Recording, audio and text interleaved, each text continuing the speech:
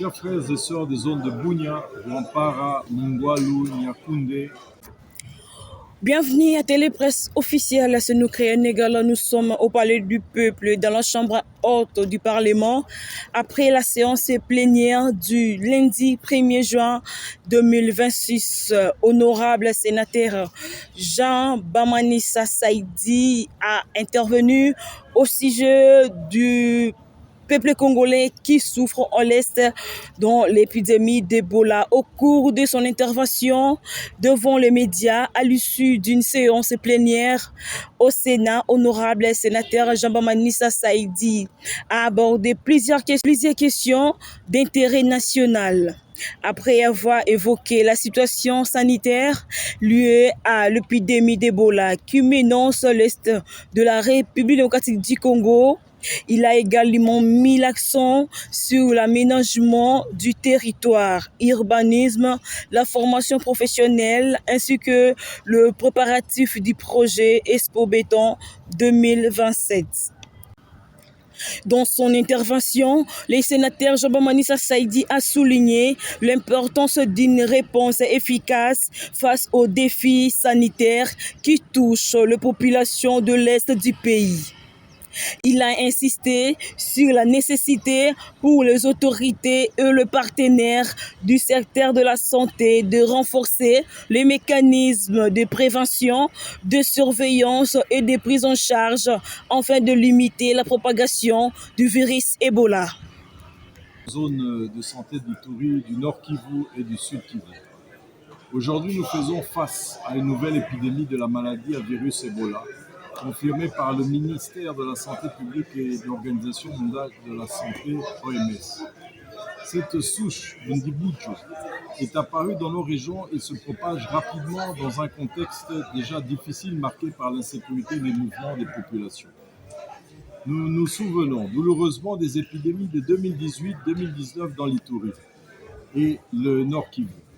Nous avions vécu des cas graves, des décès, une grande méfiance entre les populations et les équipes soignantes, des attaques contre le personnel de santé et la destruction d'équipements. Beaucoup de familles ont souffert de ne pas pouvoir accomplir les rituels traditionnels de lavage des corps, d'exposition et d'enterrement dignes. Ces incompréhensions ont malheureusement favorisé la propagation du virus. Aujourd'hui, tirons les leçons du passé.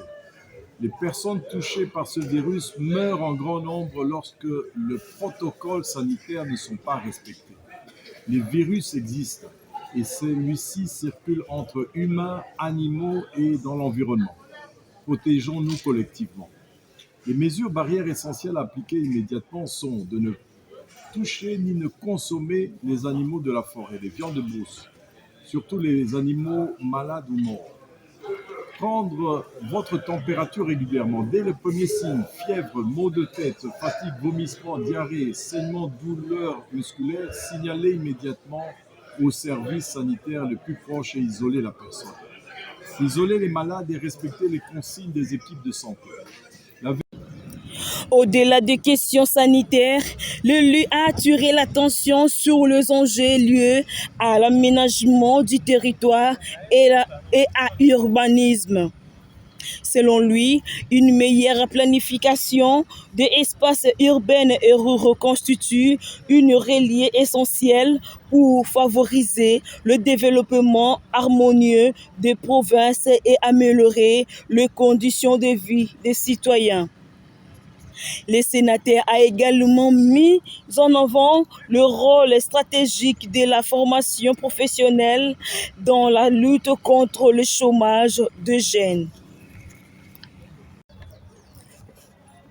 Il a plaidé pour le renforcement des programmes de formation afin de permettre à la jeunesse congolaise d'acquérir des compétences adaptées aux besoins du marché des emplois et aux exigences du développement national. Par ailleurs, Jean Bamanissa Saïdi a révoqué le préparatif de Expo Béton 2027 dont le lancement est prévu en avril à Mbuji-Mayi avant son extension dans d'autres provinces. Cette initiative vise notamment à promouvoir l'infrastructure de l'investissement et des opportunités de développement à travers les pays. Intervention, le sénateur Jean Bamanda Saïdi a réaffirmé son engagement en faveur des questions de santé publique, du développement urbain et de la promotion de la compétence professionnelle. Son plaidoyer met en lumière la nécessité d'une approche globale pour répondre aux défis actuels et accompagner le développement durable de la RDC. Honorable sénateur Jean-Baptiste Saïdi a également salué les efforts déjà engagés par le gouvernement à son Excellence Félix Tshisekedi Tshilombo, le président de la République, et à Madame la Première ministre Judith Suminwa Tuluka. Dans Kinshasa peut être là où se trouvent les sièges des institutions, ça sera la ville nord, et pourra travailler avec un gouverneur et des maires et des bourgmestres. Et on pourra avoir une meilleure gestion que d'avoir, vous voyez aujourd'hui c'est le chef de l'État, c'est l'armée, c'est les ministres, c'est le gouverneur, c'est les bourgmestres qu'on met de côté. On ne peut arriver qu'à Kinshasa qui ne marche pas. Nous allons revenir sur cela et nous allons revenir sur l'aménagement du territoire. Nous venons d'avoir la rocade, mais l'aménagement du territoire n'a pas été suffisant. La loi est là, il faut l'appliquer. Nous allons revenir sur l'urbanisme aussi, l'urbanisation, les règles. On a vu que le ministre national des Travaux publics vient de lancer les normes, la rédaction de normes. Il a demandé à Kalemi que nous puissions être partie prenante. Tout à fait normal parce que nous le demandons depuis des années et nous le félicitons d'avoir lancé ces travaux avec son Excellence Madame la Première ministre sur les normes de construction. Et nous allons revenir aussi sur la formation professionnelle du secteur de la construction des bâtiments parce que sans professionnalisation, on peut avoir du ciment, on peut avoir du béton, mais on va mal le faire et on va avoir des mauvais résultats. Donc toutes ces questions sont essentielles. Maintenant, il y a les promotions immobilières. Kinshasa est en train de grandir, mais il doit grandir suivant des normes efficaces et nous allons revenir là-dessus. Et je peux vous dire déjà qu'au mois d'avril 2027, la route RN1 est en train d'avancer Chikapa, Kananga, Mbujimai.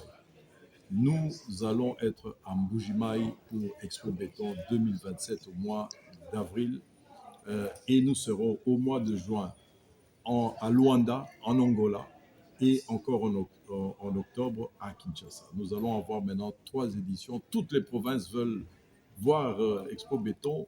Kalemi a été un succès. Kalemi a permis, en tout cas à ces jeunes, à ces entrepreneurs, de saisir et de comprendre qu'il faut s'organiser. Ce qui s'est passé au Lualaba, au Katanga, est en train de commencer à se passer au Tanganyika et c'est le moment de bien planifier ce programme-là. De même ici, nous allons revenir là-dessus sur la ville de Kinshasa qui est une ville-pays. Merci. Merci. Que le club BTP, vous savez que Expo Béton a mis en place une structure organisationnelle, opérationnelle, qui est le club BTP et la chambre de métier et de l'artisanat. Le premier pilier BTP regroupe toutes les entreprises de la construction ainsi que ceux de l'ingénierie, de l'industrie, etc. Et le deuxième pilier, la chambre des métiers de l'artisanat, c'est pour la formation professionnelle. Nous avons l'INPP, nous avons tous ces membres de structures de formation. Nous sommes en train de rédiger le même type de cours et le même process, le même curricula pour avoir une certification ISO aux travailleurs congolais pour ne pas toujours voir des étrangers qui viennent ici, ainsi que le VA qui est la valorisation des expériences acquises. Vous êtes sur un chantier, nous voyons votre qualification et nous vous donnons une attestation. Ça, c'est assez rapide avant de faire la formation professionnelle. Ça marche très bien. Il n'y a que Kinshasa. Et nous lançons encore un appel ici. Nous l'avons entendu avec leurs excellences, monsieur le ministre, à Kalemi. Expo Béton a besoin d'un soutien institutionnel. Le travail que nous faisons mérite d'être soutenu. Et qu'aujourd'hui, on ne laisse qu'aux grandes entreprises qui mettent les moyens. Mais le gouvernement aussi doit pouvoir nous soutenir pour que nous puissions avancer tant pour le club BTP Expo Béton. Alors, l'autre produit, c'est la certification des ouvrages. Et nous sommes en train de mettre en place où nous allons labelliser des ouvrages qui ont été construits suivant les normes. Les normes sont en train de se faire, mais déjà, nous mettons un produit où on va certifier, nous avons beaucoup de membres ingénieurs, etc., on va certifier un ouvrage qui a été construit dans les normes. Ça viendra bientôt. Merci beaucoup.